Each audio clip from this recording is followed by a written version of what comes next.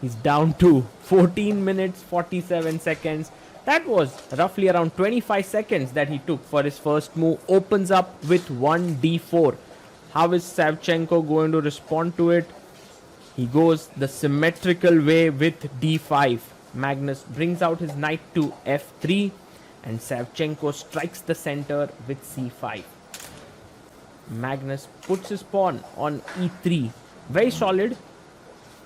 And now Boris takes here, pawn takes and plays his knight to c6. In fact, you can reach this position from the exchange variation of Caro-Kann.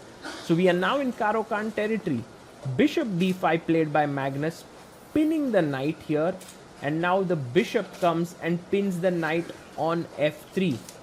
Magnus hits the center with c4 and Boris gets his knight out on f6, develops his piece. Magnus also brings his knight out, putting more pressure in the center. If you take here, d5 can become quite a nuisance. So Savchenko goes g6 and now pawn to h3. The move g6 is not a great move because now Magnus is fighting for an advantage. He takes on f3, plays the pawn up to a6, takes d5. Now suddenly you can't take this pawn, so he takes the bishop. He takes here, takes the bishop then, and now queen takes b5. So the net result of all of these trades is that white is a clear pawn up. But Savchenko says that your pawn is hanging now, and if you play d5, I can go rook to a5. So Magnus goes in and chops off the pawn on b7. Now the knight on c6 is hanging. Both the players have played the opening and currently Savchenko chops off the pawn on d4. Magnus quickly castles because there was a threat of a fork on c2 and so does Boris Savchenko. White has two connected passers on the queen side, but are they strong enough? Rook comes to d1, attacking the knight and also pinning it against the queen. Knight e2 is possible because if you take here, the rook is hanging, but king f1 is completely fine there. So Savchenko plays queen b8 and he's telling Magnus, if you take here, I'm ready to play this in Benko style compensation with my two rooks and the bishop. So Magnus says, I'm not interested in this queen trade, and in fact goes queen e4, keeps the queen, and Savchenko hits it with f5. For Magnus, it's not going to be easy to stabilize this position, especially with so much activity here that black has. So he brings his queen back to d3. And now Savchenko can actually play his pawn up to e5 or get his rook to d8. Yes, he plays his pawn to e5. So look at the tragedy here. If you push the a pawn, then the b3 square gets weak. If you push the b3 pawn, then after e4, this entire diagonal gets weak. So for Magnus, this is a position where he has to put in a lot of effort to understand how to continue. He plays this little move, rook b1, which is very logical because when he pushes his pawn, the knight will no longer come to b3 and attack the rook. Queen comes into b4. Boris wants to bring his other rook to b8 perhaps.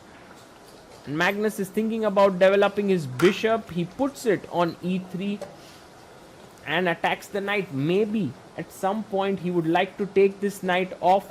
Rook goes to d8, which is also a good move.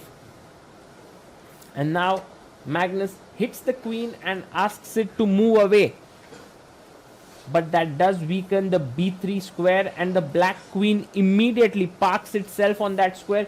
Bishop takes d4. And now if you take with the pawn, then the knight simply goes back here. So rook takes and queen comes to b5, offering a trade of queens. Savchenko says, I'm okay with the trade, but I'm going to bring my rook into the position. So rook b8 played. Magnus does not trade queens. He goes queen c5, but that actually drops a lot of his advantage. Queen c4, Savchenko persists. He's like, let's trade the queens. Magnus this time chops it off. Rook takes. And now the knight jumps into d5. So the knight is well placed, but now the rook also swoops in. These two rooks are powerful. And rook d2, but can you play your pawn to e4? He does that, and now the bishop opens up completely on this diagonal. Magnus plays his pawn to g3. just hoping to actually stop these pawns from advancing. But the position is now equal. Although king f7, king comes to g2, and now he plays his rook to d4. Well, although Magnus is a pawn up, his position is by no means winning here. Rook d1 is a good move, but now at the end he's going to lose his b2 pawn. So Savchenko takes, rook takes, and now you can just take this pawn with bishop takes b2, and it's equal. You can also take with the rook if needed. This is also completely fine position because that also seems equal. But right now Boris Savchenko is deciding whether he should take the b2 pawn with his bishop or the rook. He takes it with the bishop. Magnus pushes his pawn. The position is roundabout equal now. Also look at the time. Magnus has 1 minute 14 seconds. Savchenko has 1 minute 8 seconds. He puts his rook behind the passed pawn. The king comes up to e6. There's a check. Well, you can actually take this and go into this rook endgame by bringing your king this side and putting it on a8. That should also be fine. But I think Boris Savchenko is keen that his bishop remains on the board. After all, it's a great piece. But Magnus keeps pushing his pawn. It goes to a5. Now Boris down to last 20 seconds. He goes bd4. That's a smart move because he wants to put his bishop on a7, where it will block the pawn. a6, 2 squares away from queening.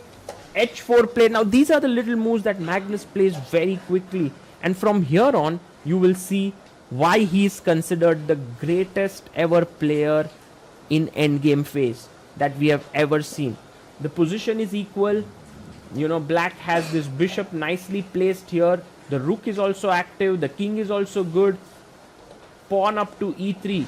That's a fine move. Trading more pawns cannot be bad for black. But now, what does Magnus Carlsen do? His knight doesn't have great squares, so he first gives a check. He first puts Savchenko under some pressure. He goes to c6, which is the correct move. Again gives a check.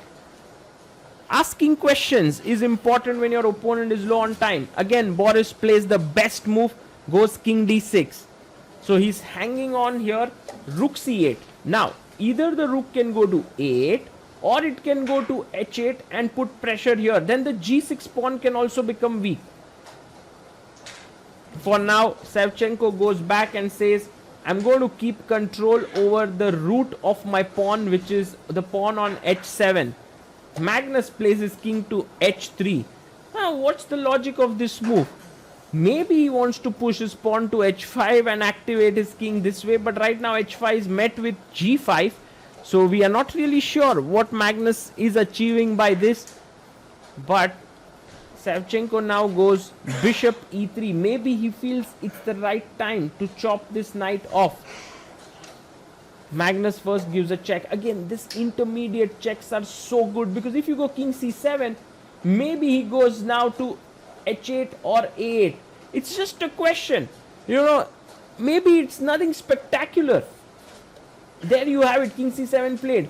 Also knight d5 check is possible, but it cannot be played because king takes d8 is hanging. However, after you move the rook away, which Magnus is intending to do, knight d5 check is definitely a possibility. He goes rook to d3, hits the bishop on e3. And now bishop chops off the knight, pawn takes. Okay. Engine says this is equal because a pawn is going nowhere, the king is controlling it, and the black rook is controlling this pawn. How does Magnus Carlsen make any progress? Firstly, it's Boris Savchenko's move. He's a bit confused how to continue. What is the way in which he should play? Maybe a good way to play is go rook e4, try to put pressure here and then shift the rook there. He goes king b6. Rook tries to stop the pawn, king blocks it, and now h5. Excellent play. Because if you take here, then the king comes up and wants to take this pawn or even enter here. Savchenko is a little confused about what is to be done, and these are the little questions that Magnus is asking, combined with the clock ticking down. All of this is not easy. Rook e4, the best move in the position played. And you can see Magnus was unhappy with this move being played because now his pawn is hanging. If he brings his king here, then black takes and then pushes the pawn and then f4 is weak. If he moves his rook here, Then he drops the a6 pawn. What is Magnus planning to do? He has a minute and 27 seconds, so there is some time to think here, but the position looks like dead equal now. He goes rook f3 and he tells Savchenko, take this pawn, you will be a pawn up. Your only problem is your king is too far away. And look at my king, it's just entering here. This is the power of a king. King b6, Savchenko does the right thing. He starts bringing his king in. King g5, white also brings his king into the attack. He's now threatening to take, king takes, and then chop off the pawn on f5 when you would most likely be in a winning rook endgame. He goes rook e6, defending the pawn. This is a good idea. And now Magnus cuts the black king off. Look at this technique. Now the king is 1, 2, 3, 4 files away from everything that's happening. So rook d6 played, waiting and asking Magnus, what is the way in which you're going to make progress? Because if you take here, I'm taking back with the pawn. Magnus says, I'm pushing the pawn to h6 so that in future, if I can win your h7 pawn, this will be a huge passer. Savchenko has calculated that the king and pawn endgame is a draw, so he offers a rook trade. But now Magnus quickly declines it, playing his rook to e3. Maybe he wants to go like this, this and this. Very, very interesting chess. By the way, just so that you know, the rook trade would not have helped because here, this is a draw. This is how he would have drawn. Now rook c4 played, Magnus goes in, rook comes back. Again, you can't trade it because that's a draw as we have seen. But Magnus can go in with his king perhaps. No, he goes rook g7 and he tells Savchenko, if you take, I'll take with the pawn and queen it. King comes in, white king moves in, rook d7, Savchenko still making the best moves possible. King e6 and now you must give this check. Or rook c7, these two moves draw. Everything else is just plain lost. If you go rook d4, which is looking very tempting, it's also losing because I'll just take the pawn on h7. No, it's a blunder. Magnus quickly takes the pawn. He knows he's winning. Rook h8, what a brilliant move. And now, guys, you will notice that Magnus plays his pawn to h7. His threat is to give a check and make a queen, which is winning. For Boris Savchenko, this is all over. It turned around so quickly. King b7 so that there's no check. But now the king comes in. He wants to take this pawn and then move the rook and queen. Pawn up to f4. Now there are many ways to win. One of them is king g7. The other is to take king g6. These are the two ways. Magnus takes the pawn. Generally, taking this pawn is not a good idea because then there's no shelter for the king and the checks start. But right now the check is met with king h5 and there are no more checks. It's amazing how Magnus Carlsen has turned this around. Totally, Boris Savchenko is not happy with what he has done. He really played well in this game. But against Magnus, even one mistake can prove fatal. He's the god of endgame. King h5, beautifully played there. And now the rook goes back. He's hoping that Magnus gives a check and goes into queen versus rook. But no such luck. Magnus goes rook f8. And a check means he then later goes king g6 and nets a full rook with the pawn queening. With this, Magnus Carlsen is completely winning. Savchenko shaking his head, has his hand on his head. He knows that it's all over. Game over. Handshake, Magnus Carlsen.